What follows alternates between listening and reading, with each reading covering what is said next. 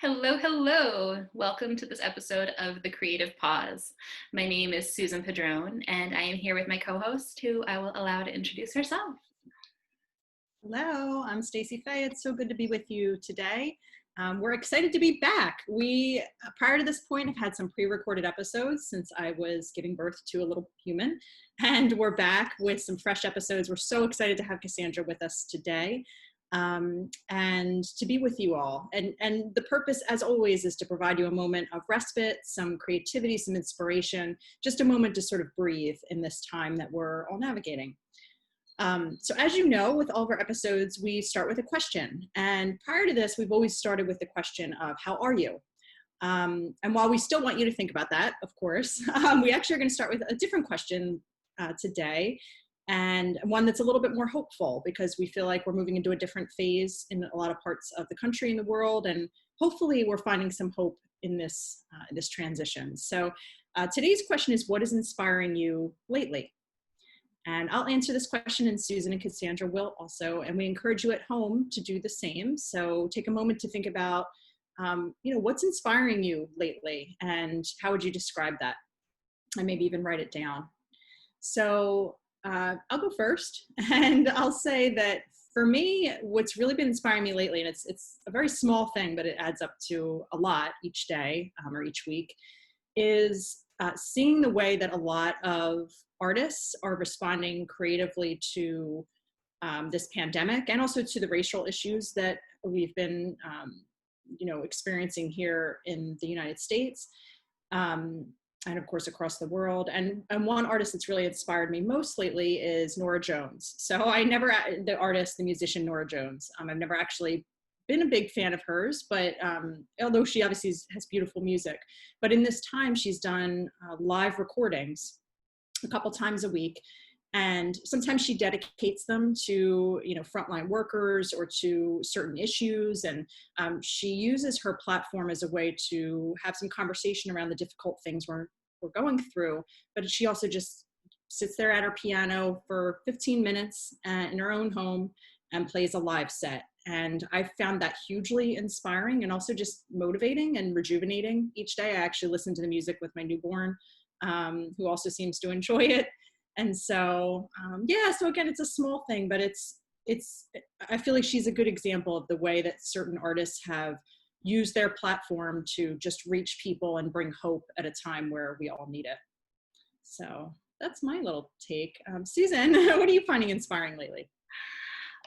That's awesome. I really need to check out those videos. I used to listen to Norah Jones, oh my gosh, when she first really came on the scene, so in the early 2000s, or I guess I'm sure she was making music prior to then, but when her first big album came out, I remember listening to that all the time, and it was just real peaceful and calm and soothing and just really, really nice. So I definitely want to check out those videos. I know you mentioned them to me before, and I need to do that. So thanks for that reminder. For me, I really feel like nature has been inspiring me a lot, like being outside, or connecting with nature on different ways. I think that I just need to be outside. I need that so much for my personal well-being, and to just then open up and expand and allow things to just flow and come in. Normally, I really connect with the beach and the ocean. That is my true happy place. But because of everything going on with the pandemic, I've been separated from the ocean, as a lot of us have been. So I've been trying to find a similar way to connect with nature, or even with water in other ways, so that I can have that similar kind of recharge.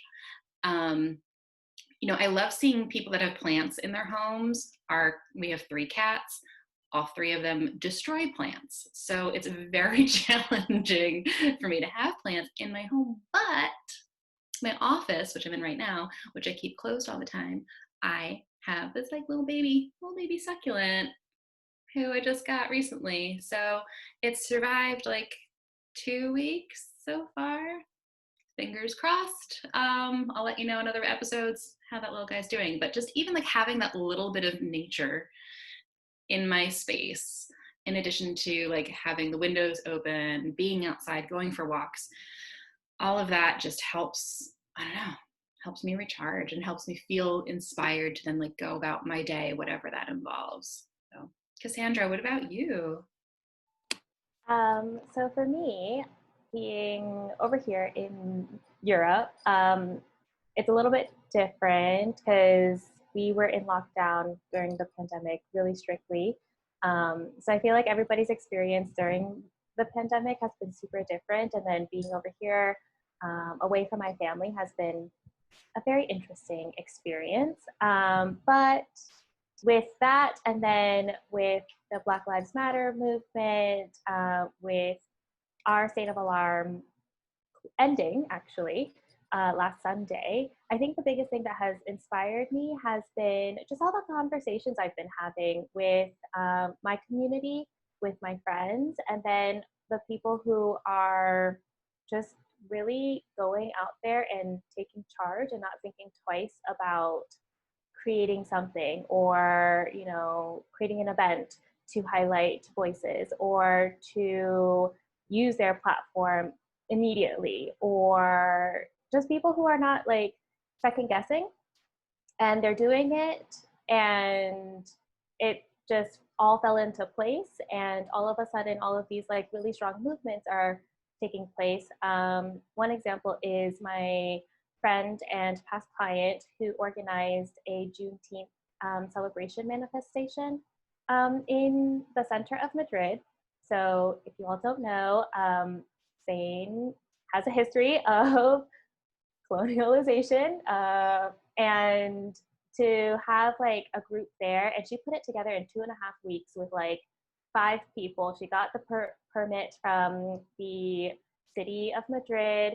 She organized a Black restaurant bar crawl, all of that in 2.5 weeks. And just seeing people do that and like not letting things stop them despite like feeling this heaviness with the pandemic and with the whole racial justice, it's just really inspiring for me, because I feel like when you are just so passionate about something, it just all falls into place, and then people follow because they want to share in your passion and they want to share in the movement. So that's been the biggest thing that's been inspiring me so far. Yeah, that's incredible. That, like, oh my gosh, wow, putting together something like that in such a short period of time is just, it's I amazing. know. I know. I was like, you did this in 2.5 weeks. She's like, well, if you count, it was like less than 2.5 weeks. It was maybe like 13 days. And I was like, how did you do that in a foreign country? Because they're both, she's American, and then most of the people on her like organization committee were also American. And to do that, and to have a country who isn't the US recognize something that is so particular to the United States and like our history was like really, really cool for me and really inspiring. Yeah, absolutely. I think that it also just shows how change can happen in a short period of time when you're driven, motivated, and passionate about it. And it's incredible to see these changes occurring, and things that, whether it's just bringing awareness or speaking out or whatever kind of movement is happening. It's really, really incredible. Yeah, and I think that the pandemic has given has created kind of an energy that is allowing the Black Lives Matter movement to really take off in a way that it should have before, but in many ways was more limited. And it's been incredible to see that both here in the States, but then to see the rest of the world also, taking action and protesting and lining up with the same cause. I think we're at a moment of change, and that all starts with people like your friend and colleague who organize something because they feel like it's the right thing to do, and they make it happen. Yeah, I recently got into little bit of a heated conversation with a family member, because they were talking about,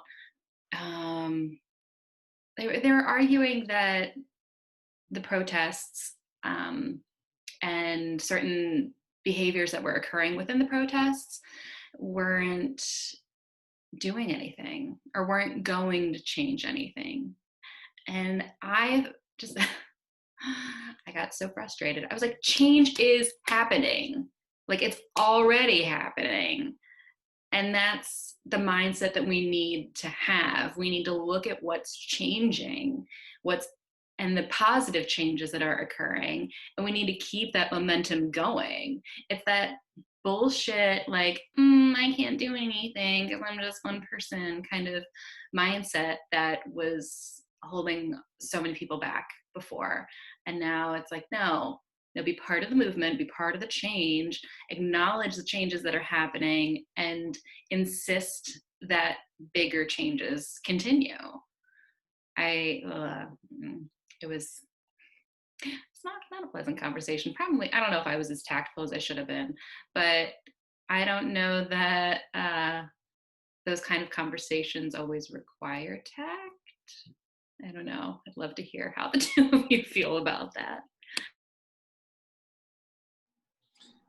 Yeah, I think difficult conversations are necessary. That's my take on it. And I think that we're at a moment where things are changing, and there'll be those that are drug kicking and screaming into it because they think that we're still not changing as a society, as a culture, and we are. And it's it's evident everywhere in the world. I agree. I think those conversations definitely need to happen. I also think mental health is very important. So maybe not like go into all conversations all the time. I also think picking your battles is important. Coming from like being an Asian American, to me, it's a little bit different just because like having those conversations with certain people really sets me back sometimes because of my emotional and like mental health. So I know if you are like a minority, I wouldn't say have conversations like that all the time unless you feel like you are very comfortable with the person and you know that they're going to be approaching the conversation with an open mind. Because I know I've had conversations where I'm like, okay, I need to say something, but I already know with how the question was presented or with how somebody approached it that this conversation is not going to be helpful or fruitful. It won't bring change. It will just cause me to feel really anxious and nervous. So I think definitely pick and choose your battles, but these are conversations that we definitely do need to have. Yeah, that's a good point about picking and choosing battles for sure. And this family member in particular, like, while I love them dearly, like they are an amazing human, sometimes they say things and it just like my Scorpio sun is like, what'd you say? What? Like I just get all fired up and I'm like, oh my God, like rein it in, Susan, rein it in. But anyway, so I appreciate that awesomely ties in with our topic today, right? Of sort of finding your voice and honing your voice at a time when it's kind of difficult. It's uncomfortable, it's difficult, it might bring up anxiety. There's and so I know Cassandra will help us have some of this conversation and stick our toe in the water again, because it's been a time of transition in an ongoing way for many months now. So we'll get there in just a moment. Yeah, absolutely. So getting us back on track. Thanks, Stacey. But what I would love to do next is I would love to share the quote that Cassandra shared with us. So I'm going to get my screen share going on, so then we can pull that up. I feel like this is just the perfect way to kind of dive into what Cassandra's going to talk about. And like, who doesn't love a Beyonce quote? Like, who doesn't feel all like inspired to just say all the things, do all the things when they're listening to Beyonce. So the quote is, "Diva is a female version of a hustler." So Cassandra, can you share with us why you decided to choose this quote today?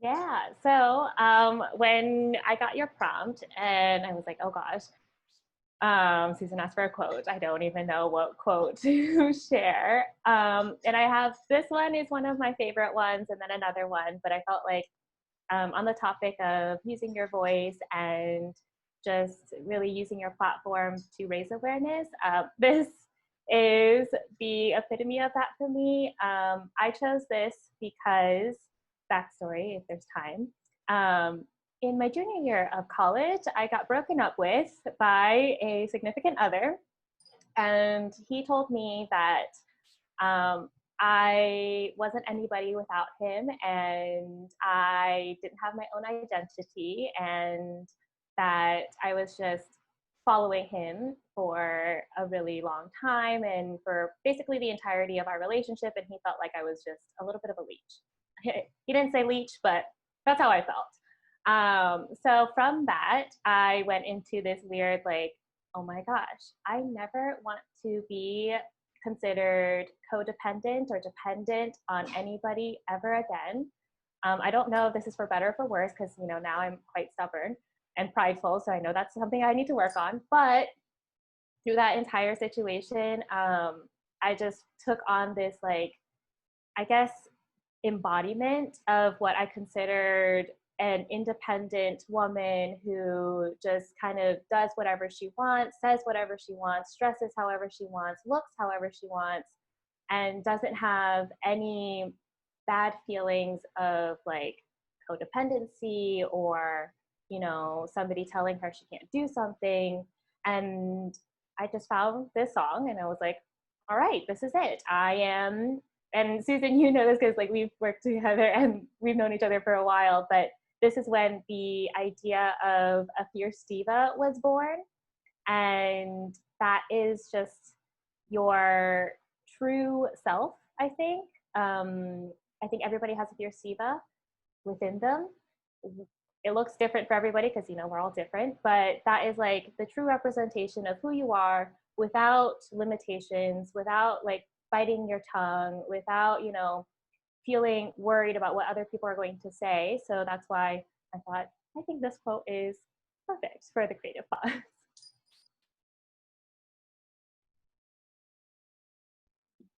I love it. And I too had that relationship in college. I'll never forget sitting at my family kitchen table saying, I don't know who I am. Who am I without him? And it was, I can look back and laugh on it, but it was such a pain point and a pivotal point of, same thing for me. I never again, I vowed never again would I allow that to happen. Yeah, awesome. I feel like that entire situation, I didn't even realize like how much of myself, and he probably was right in some way. Like I was a little bit dependent. I felt like I put him on a pedestal. And from that point on, I just remember I was like, not anymore. Cassandra is not going to be somebody's second or, oh, she's the girlfriend of XYZ. I was like, I'm going to have my own identity. I'm going to be my own person.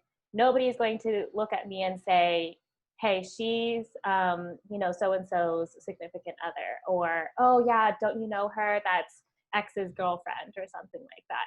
And since then, I don't think I've been like that, but I don't know if that's like a good or a bad thing because, like I said before, I have a pride issue that I'm working on and stubbornness that I'm also working on.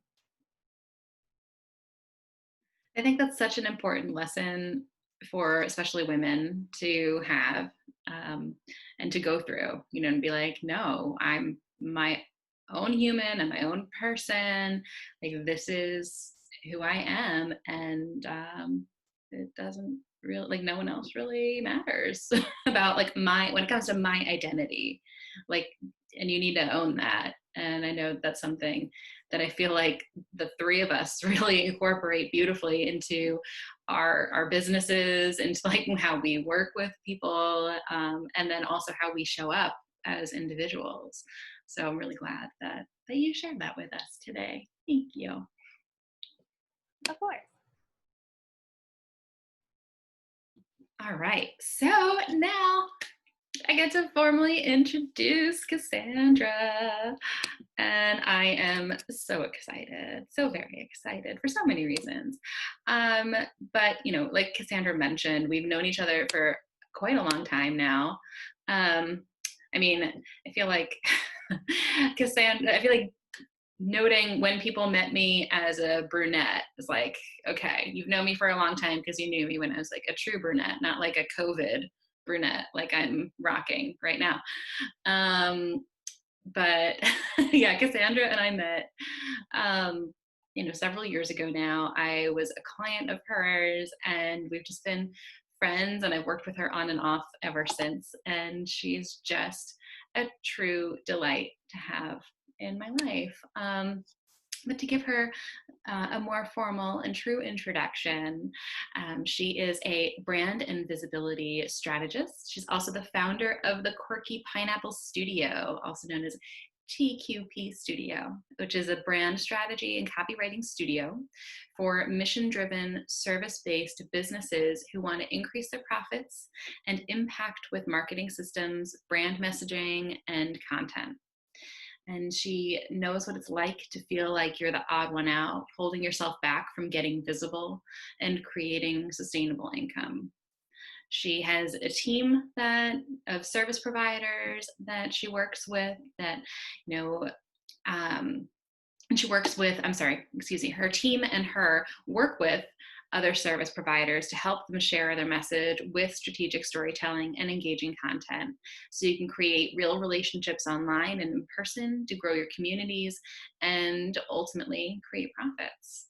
She's also a contributing author, Forbes featured woman, Vietnamese American, and immigrant, calling Madrid, Spain her home.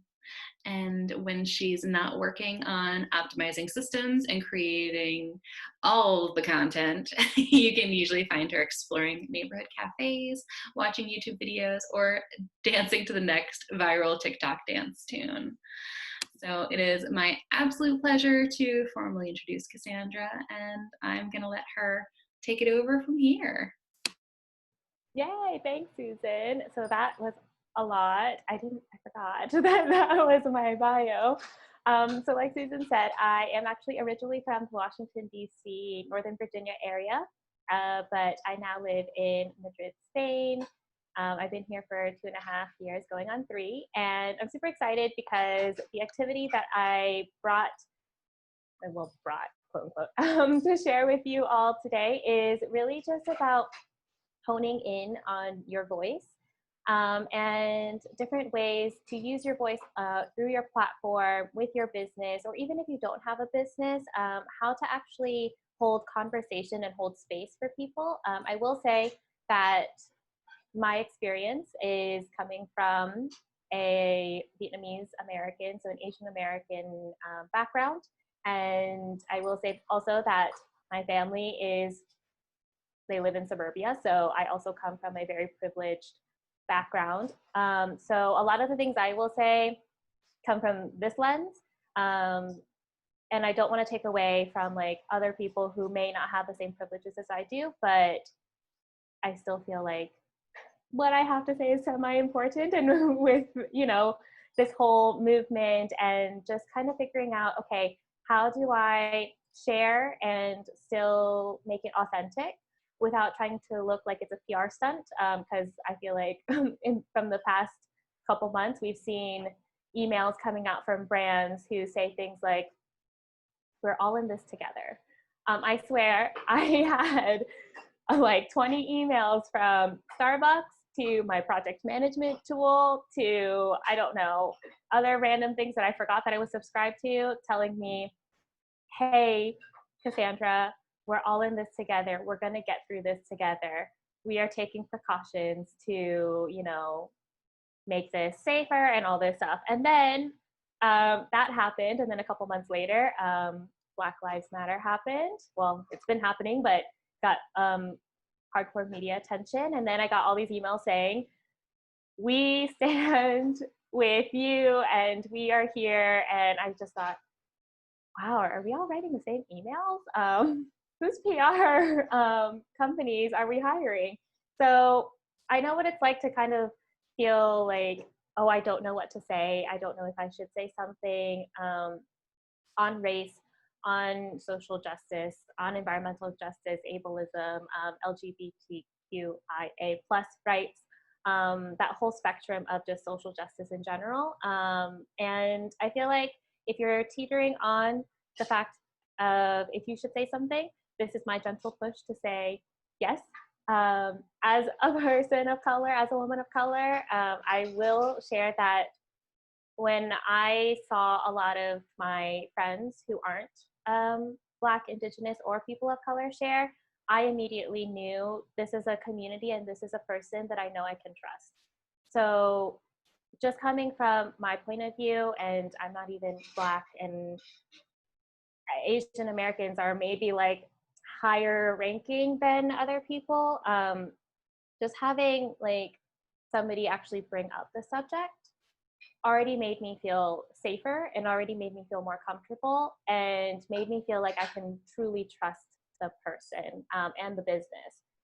I don't know about the larger corporations, but at least for small businesses, I was like, okay, these are my people. But this is kind of what I wanted to start with first. And I don't know if you all had some feelings or thoughts about, should we say something?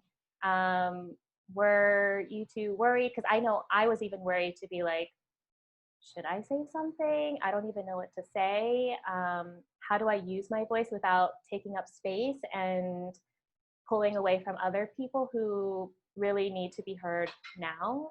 I'd love to hear what you all went through. Yeah, I know for me personally, I know what I struggled with is I knew I wanted to say something. And then when I finally got the words out that I wanted to say about, my showing my support, my genuine support for the Black Lives Matter movement, what I struggled with next was just even feeling like it was a little bit appropriate to talk about anything else, because the importance of everything that's happening with the Black Lives Matter movement is huge. And I wanted to make sure that my audience, my clients, that my friends knew that my support is with them. But then I also felt the need to do some things with my business, and I didn't want to come across as looking or sounding tone deaf to what's going on. But I also knew that it wasn't really appropriate for my online platforms to make that shift to just being about the Black Lives Matter movement, or just, supporting other marginalized groups. So yeah, I think that's where I was kind of feeling stuck personally. Stacey, what about you? Yeah, I mean, I felt, I think, a similar thing that Cassandra mentioned of just the deluge of emails from everybody. And I tried at that point, because I realized like, everybody is saying the same thing here, particularly all of my sort of white colleagues.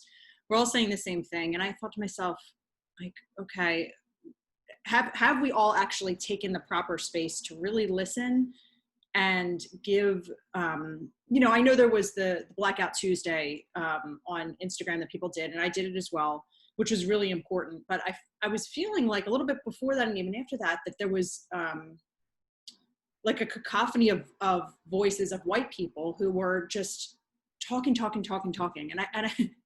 And while I felt like that was important, I was like, you know what, we need to just take a moment here. We need to breathe together and look to our Black and Indigenous and people of color colleagues to see, what are they saying they need? What are they putting out there themselves that they want us to listen to or participate in or not, And so I felt like for me, I tried to take a little bit of space of mindfulness just to say, okay, I see this like what everybody else is posting, and I'm going to leave that be for a moment. And I'm going to think to myself, how do I really listen here? How do I create some space here and then react out of that? so for me, that meant, yes, I did Blackout Tuesday. I did create some space. I didn't post for a while because I just didn't feel like it was the right thing to do at all. And I'm selling jewelry. It's like nobody needs to be hearing about jewelry right now. It's like that's not relevant to everything we're dealing with. And so I took that space, and then I tried to really consider, which I know we'll get into, but really consider what platforms do I have that can help in this way, and what help is needed. Again, really trying to listen closely about what are our colleagues outside of the white community saying about what they need and best ways to support right now. And so so that's a long-winded way of saying, I felt the same sort of uncertainty of how to speak up, but then reminded myself, okay, like, try not to listen to what everybody else is doing. Just listen to colleagues that need to be heard right now, and what those needs are, and how to best move ahead. And then I think too, it's a time of adjusting, right? Like, all of us saw many people making apologies and sort of backtracking on things they said. And I think that that's all actually really good. I mean, that was also a different form of just a lot of talking that the white community was doing. But I think it's important to admit if you've made a mistake, in something you've said or done in this time, and to say, you know what, I don't know, like, how do I not make this mistake again? And so I try to do that too, of just adjusting my language and adjusting just my response as a human to this as I'm moving along. Because I think that's all we can do. We're in a really painful time for the Black community and in, Indigenous communities, people of color. And I think we need to listen a lot more and move out of that space of listening and mindfulness. That makes sense. Yeah, I totally agree. And I feel like I'm not the best person to be talking about this. So I am not trained in diversity and inclusion or equity or anything like that. I'm also working through like a lot of my own anti-racist things, and working through like the fact that I hold a lot of like internalized colonialism and like white supremacy within my own brain and my own actions, and coming from a capitalist country, that as well. So I feel like a lot of the things that you were saying, Stacey, about just not being sure, but then also taking space, I feel like that's the best way. And I feel like also using your voice in any regard, whether your voice is a white voice or an Asian voice or a Latino voice, sometimes just really means like not using your voice and then giving your platform to somebody else. And I feel like this is just where the ego comes in, and we're like, what? Why? And also, of course, being business owners, this is like, got to put food on the table still. And something that I did, even with my own business, was like, I stopped posting on my personal page. My business page continued, but it was like, okay, maybe I don't outwardly sell all the time, but I still had those conversations before all of this happened with people who were already interested, and maybe I don't need to be launching and selling right now, but I can still have those conversations because we were already having them anyways, and approach those people who already expressed interest, so that way your business doesn't stop just because XYZ happened. You're just doing it in a quiet way where you're not taking away from, I think, other people who kind of need this space now to talk and to share. And I don't know if that's right or wrong. That's kind of like what I was doing. And I feel like it worked for me. If you still feel weird about even selling in general at this time, then maybe don't. If you are okay to not sell, but at the end of the day, like, we're all business owners, right? And we do need some sort of revenue to come in to sustain activities. And this, I think, is just a sign that maybe the way that we've been doing business is not the best way, because we're just falling back into old systems, falling back into, okay, this is what everybody has been doing in business. And I think this is where we get into purpose-driven or mission-driven businesses, people who really want to make a difference and not just make profit, and how they can use their platforms, how they can have these conversations and use their voice with their team, because maybe you need to have this conversation with your team first, and then you can have these conversations with your clients, and then you can have the conversation with your audience. I don't think it needs to be like rah, rah, rah, post on Instagram all the time, calling people out. And then all these people like start posting apology posts. And then they're like, I messed up. I'm so sorry. I'm listening. But now you've already kind of done the damage and everybody's looking at you like, questionable. So maybe this is where, okay, you do make a statement and use your voice in that sense. And then use your voice like behind the scenes. It doesn't need to be on social media sometimes. And I feel like this is where people kind of get confused, because they're like, I do need to say something. If I don't say something, everybody's going to come after me, which I've seen too. But you can still say something and then quietly leave, and then start having those real conversations at home or in the workplace or anything like that. I think, at least in my perspective. I don't know what you all think, agree, disagree. Yeah, Stacey and I are like, yes. We both unmuted at the same time. Sorry, Stacey. That's okay. But yeah, I'm so glad that you mentioned that, Cassandra, about like just saying something and then taking that step back to have those real conversations outside of social media. Like, I think that social media and online platforms are very important because of the visibility that they provide. But when we realize how much of our real life interactions occur outside of social media, that's where a lot of big changes occur. And you don't always need to publicize them. You don't need to bring attention to everything that you're doing, because then that also can have people question your motives behind them too, I think, or just if you're actually following through with the actions, or if you're just posting about them on social media. I know that when I post, it's usually more like resources, like resource based, so that people, whenever I've come across a resource that I found really helpful, I'll share it to ideally help other people benefit from that resource as well, as opposed to being like, I did this, like, look at this like perfectly staged image of me sitting with my son having a conversation about racism. Like, it doesn't need to be that. Like, that's not how it has to be, should be, will be, at least not in my house. But like, we have those conversations, absolutely. But am I posting about it on social media? Like, no, not really. But Stacey, I'm sorry, I know I cut you off. I also think a lot of this is about the kind of long term, right? There's a lot of this energy right now, which is very much needed with the protests and with George Floyd dying in the way that he did. And there's such an intensity that we need to address and has to be addressed right now.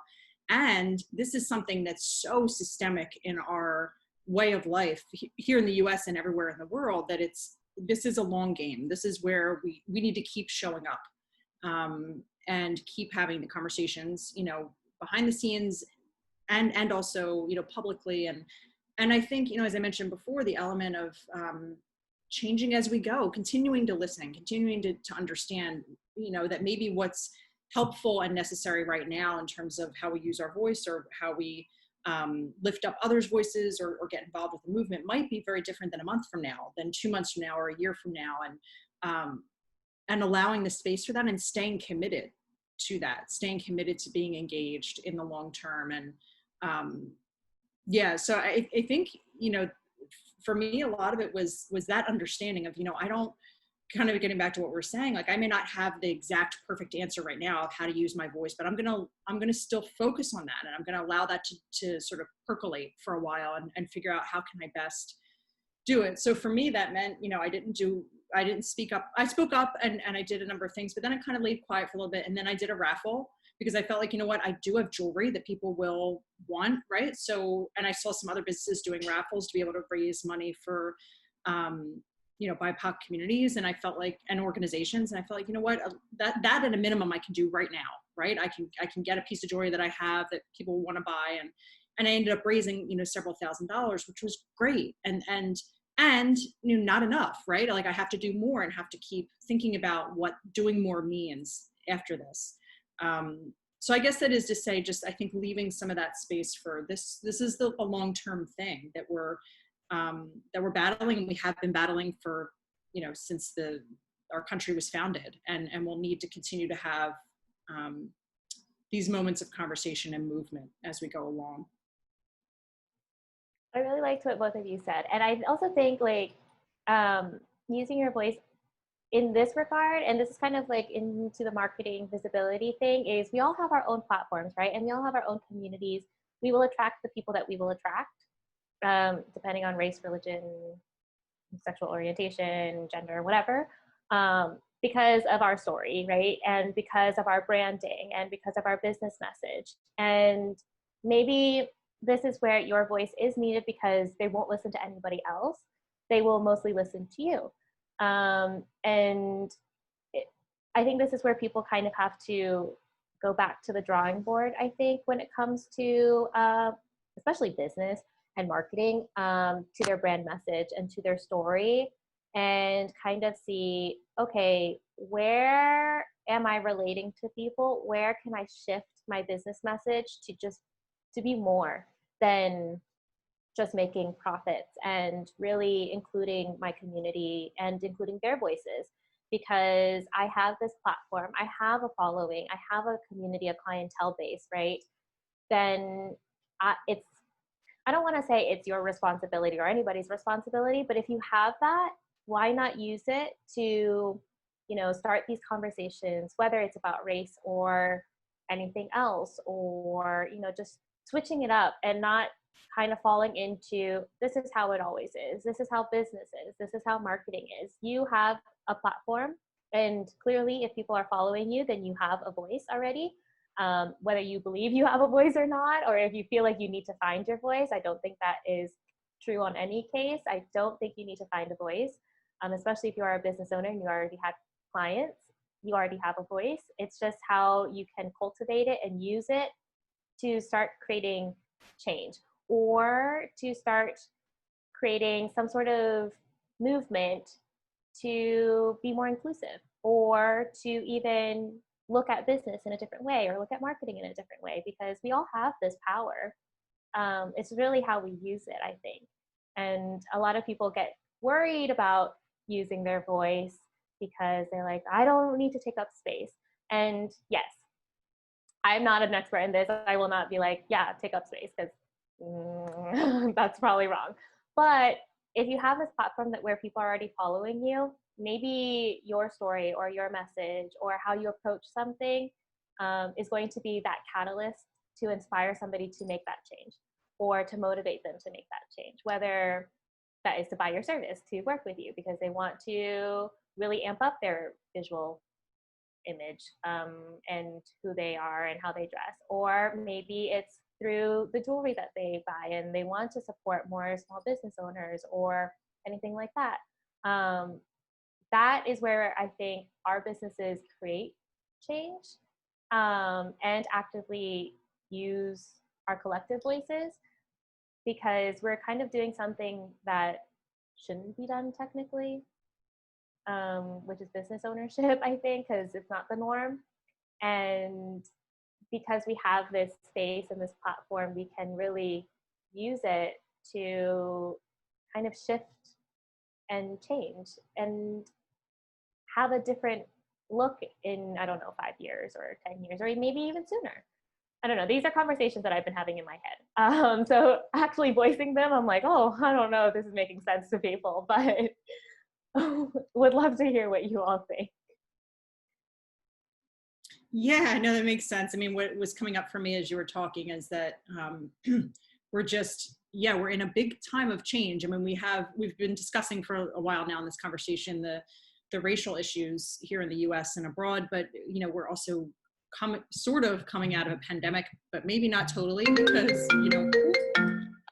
sorry about that, because some places are going back on lockdown or that sort of thing. And it leaves us in this space of tremendous transition. And I think it's what's come up for me, and what's coming up as you're talking, Cassandra, is being okay that we are in that time of transition and uncertainty, and that our brand voice, our mission, our even maybe what we do as a business might totally shift coming out of this space, and allowing for that. And as that's happening, kind of also staying true to the things that we're now understanding we need to incorporate, such as more diverse voices and statements around how we approach communities of color and all of that. And so I don't know, I mean, I know for me as a business owner, I just feel very much like, I might come out of this 6 months from now, my business might look like a totally different business than it does right now. I mean, that just might be the reality. And I'm kind of allowing the space for that, and allowing everything that's happening right now with the pandemic and with racial issues to inform that and to shape that, as it moves along. So anyway, that's what was coming up for me. Yeah, I think that embracing that opportunity for change and just kind of like being in that flow of and allowing for expansion and evolution to occur based on what's happening right now. I think that as a small business owner, I think that's the best or one of the best ways to kind of approach it, because otherwise you're fighting what's happening around you. And I think that that's where it's really easy to get stuck. So I'm glad that you voiced that, Stacey, because I feel like you put into words what I've been experiencing and haven't necessarily been able to communicate it that way. Just about, being open to what my business is going to look like in the next few months, year plus. And I think to some degree, I've always been open to that possibility. But I think now, because there are so many major, major things happening right now, being that much more open to it is even more important. Like, Cassandra, what about from your perspective and, with what you do with your clients? So this, I think, ties really nicely into that quote that I shared with you in the beginning and that you shared about Diva is a female version of a hustler. But also just like the idea of the fierce diva. And it's one, I think, allowing that change to happen, maybe because we have been dependent on things that like we didn't realize that we were, or things that upheld power in different ways, whether that is race or not, or in business or in marketing, or how we view visibility, like chasing after things that everybody says is the norm. But really, I think this is where my clients have seen a lot of fear because of all this change, of all this transition. And it's almost as if they're being pulled to step into their leadership roles and pulled to step into their fierce diva persona, and really be themselves. And it's like a pull and then somebody's pushing them. So it's like both this way, that way. And if I want to reference Beyonce again, I'll be like, to the left, that's my right. But I honestly feel like a lot of my clients are like, I don't know what's happening. I feel so scared to actually be in this position to start using my voice that I don't want to actually use my voice. And in marketing and in visibility and in branding, I feel like this is where a lot of people feel more comfortable staying small. And this is currently what's happening in the world, this huge transition and shift, the movement, a revolution, who knows, an apocalypse coming. It is this energy that's actually telling you, you're not going to stay small today. So I feel like at this point, all of us are making, like, kind of shedding certain layers, shedding certain things, and kind of really finding the power within our voice and our platforms, and our fierce diva selves, whatever that means to you, to step out and embrace that transition, embrace that change, to create something more positive in the future. And you can say it in like family household or, you know, business. I'm going to approach it from business because it's what we're here for. But like approaching your small business and really leaning into that pull slash push both, and stepping into your power. I feel like if you want to be the person that actually creates change in any small capacity, your voice needs to be heard. Because you already have a community and a following, and of course, do your own like internal work first, work through your mindset, mental health, all of that. But if you have that, something, whatever's happening, I don't know what it is, the universe, this energy, the stars, the cosmos, it's pushing us to get there. And you already probably feel that pull. You just now have to actually confidently make that step to do it. And I feel like the more you wait, this is kind of my vision, is that the more you wait, it's like you're trying to, like, you have to cough in class and you don't want to make a noise, so you like hold in your cough, but it's coming, and then you like, do you know what I'm talking about? I hope you all know what I mean.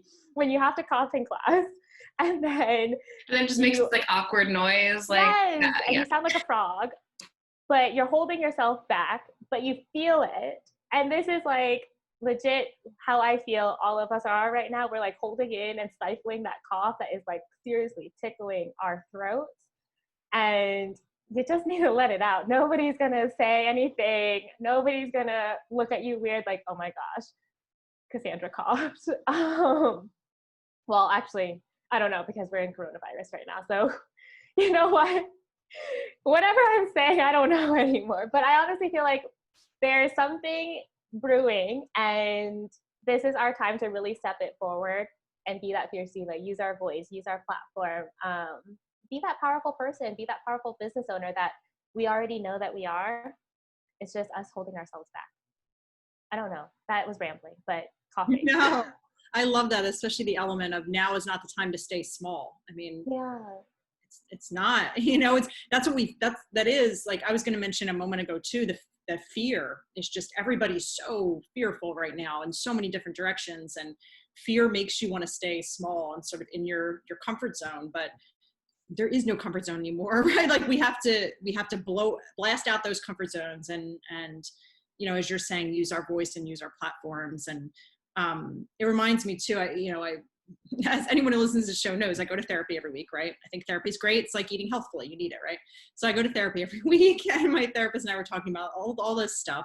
And she said that, you know, now is a time, and I'm actually gonna have a wheat sheath engraved on a ring, because I think this is important. She said, now is the time that we're sort of separating the wheat from the chaff in terms of what is really most important for all of us, and in terms of our values, in terms of our passions, our the way we can use our voices. I mean, now is really the time to just do it. You know, there's if there ever was a time in our lifetime, it's this. I mean, most of us have never experienced anything like this.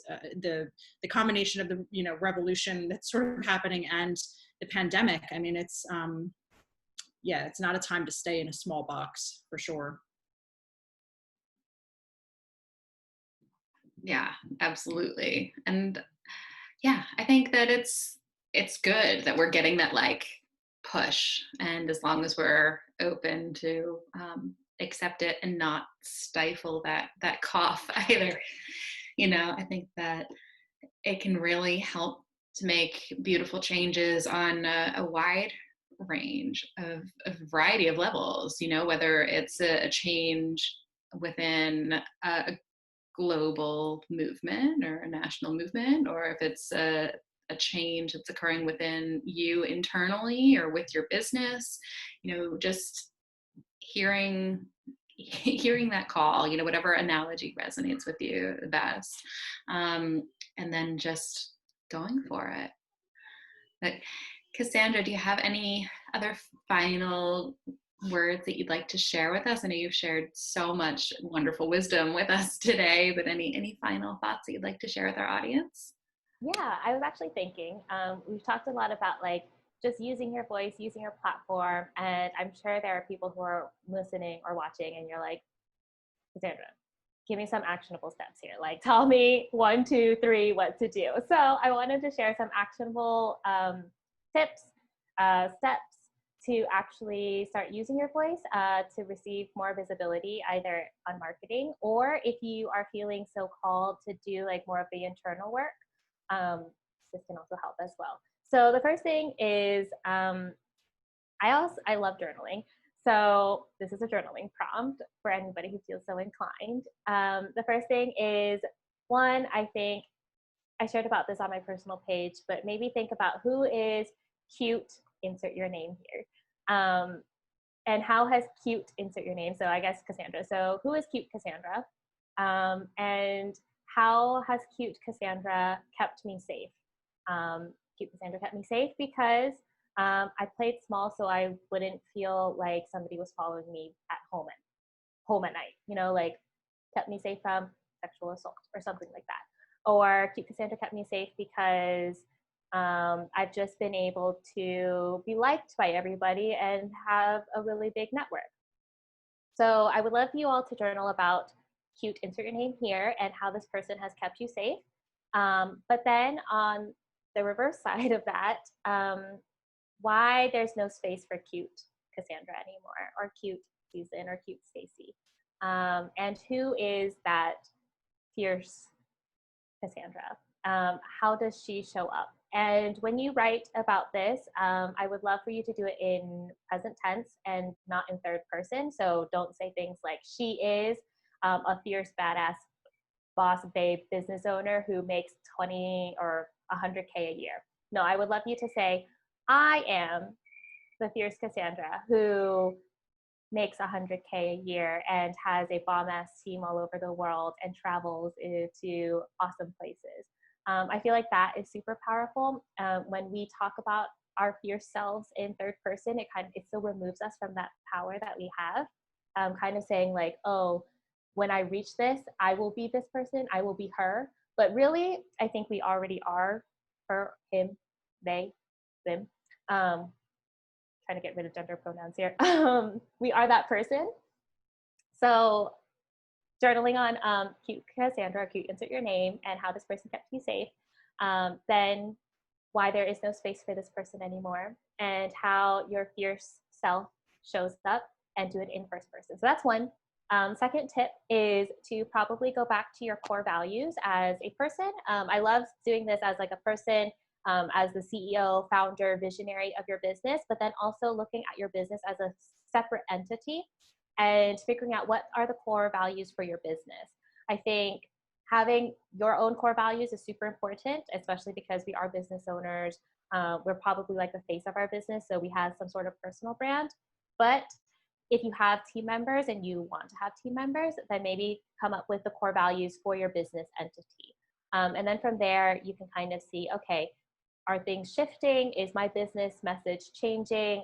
Is my story shifting? Am I moving to a different stage of my story that needs to be shared? That will help with your marketing. And then the third thing is going back to the drawing board for your story in general, and kind of writing about your story from, I guess, the novel perspective. So a novel has the prologue, the beginning, the middle, conflict, transition, and I don't want to say the end because that sounds very morbid. The epilogue, I'll call it the epilogue. So the epilogue is like what your life looks like 3 to 5 years from now.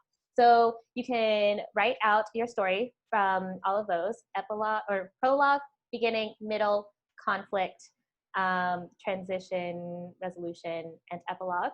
And then maybe this is where you can look at your ideal clients and completely scrap what you were doing before with your ideal client. Because if you want to be more inclusive and more diverse, maybe this is where you think of not demographics like age, gender, household income, or anything like that. You're thinking more, where do their experiences align with the experiences that I have or had? And how does my story connect with them? I feel like that is a better way to look at the ideal client avatar than just saying, okay, my ideal client is mostly women from the ages of 25 to 45, whatever those Instagram analytics tell you. They check my Instagram at 6 p.m. Eastern Standard Time every day. Like those are great pieces of data to keep track of, but at the end of the day, we're also marketing and creating relationships with humans, and humans have a wide range of experiences. If we have so many layers from just somebody like me who my parents came from Vietnam, I was born in the US, I immigrated to Spain, I speak 2 languages, things like that. Like that's a lot of layers. So all of those layers create lots of experiences, and you can probably find very similar experiences from your story to what your ideal client has experienced, and that can help you kind of reach more people and more diverse people, I think. So those are my 3 tips. Those are quite long, but it's a lot of homework. I apparently really like to give a lot of homework, but I think this will help and kind of help you use your voice in a way that if you want to be more inclusive in your community, that's a way to do it. Speaking as a client of Cassandra's, her homework is the best. So Yes. like I mean, I would look forward to it every time and just like dive into it. And I don't think I really was that kid in school that liked homework. So I really do feel strongly that it's Cassandra specific. But I also have to share, like, I mean, just as some like final thoughts, these like major like bombs that you just like like dropped them, like, oh, no big deal, like here's some like marketing tips. I mean, my brain exploded a little bit when you were like, oh, by the way, so look at your ideal client, scrap that, and let go of everything that you used to know, and look at it this way, like I'm glad I was on mute because you probably would have literally heard my brain exploding. So thank you. We will absolutely include all of those tips, in the show notes as well, so that people can just take the time to read through them and like journal on them. Enjoy the Cassandra homework because it's the best homework you're gonna get. Yes, and tag me. I love reading it. Yes, please share, people, and Susan and I'll do this as well when we dive into these exercises, because it'd be interesting to see where each of us is at with our business in terms of these journaling prompts. And I love the story as well. Like, where are you in your story? Like, are you in the moment of conflict? Are you in the moment of revolution? Are you just starting a new story, perhaps? Yeah, it's really interesting to think about all of this. So thank you, Cassandra. Yay, so glad it helped. And also, I love what you just said, Stacey. Like, are you starting a new story? I think I can share another tidbit of marketing. So a lot of people, they get stuck on their one story, which is, I started here. This was like what really helped me get into my business, blah, blah, blah. But then as our business grows and as we grow as people, our story doesn't start at that same part anymore. It needs to move forward because we are rebranding. We're reimagining ourselves. We are becoming better business owners. And a lot of people, I found, a lot of my clients, are afraid to let go of that old story because they've created this really strong identity in it. But to really have your business scale and move forward, you do need to, it's not getting rid of that old story. It's just realizing, hey, where I need to go moves me a little bit forward. So I can still keep this as my background, but my story starts kind of here right now to be able to make the impact that I want to make. So that's another marketing tidbit for you all. Well, thank you so much, Cassandra. This has been enormously helpful and really, really good, fruitful conversation for us to have. And I know a lot of people will identify with the different pieces that we've talked about. And then these tips are, as Susan said, like, woo, it's good. It's really good to get us really get us back into the flow of thinking critically about where are we at with each of our businesses and how does our voice and our platform matter right now. And can be elevated. So thank you so much for everything you shared today. And can you let people know where they can find you? What's the, your Instagram handle, your website, etc.? Yeah, so if you want to find the business, which is called the Quirky Pineapple Studio, you can check us out. Our website is www.thequirkypineapple.com. And we mostly hang out on Instagram, which is the Quirky Pineapple Studio. We also have a freebie if you all want it. It's called the Content Generating Machine. Really, it's like you take your ideas and you plug it into the machine, which is this beautiful PDF. And then with a little bit of your work, you will have content for days. And then if you want to hang out with me personally, I also have my own personal Instagram, which is Cassandra, CASSANDRATLE. And I think that's pretty much where I mostly hang out. Awesome. Thank you. Well, we'll link that all up on our episode page and on YouTube as well, so people can find you. So thank you so much. We're so excited to be back with you all on this show, and thank you, Cassandra, for kicking things off. And we always end our show with the same quote from Mary Oliver poem, which is, "What will you do with your one wild and precious life?" So what will you do with your one wild and precious voice? Thank you all for being with us, and we'll see you on the next episode. Bye. Bye.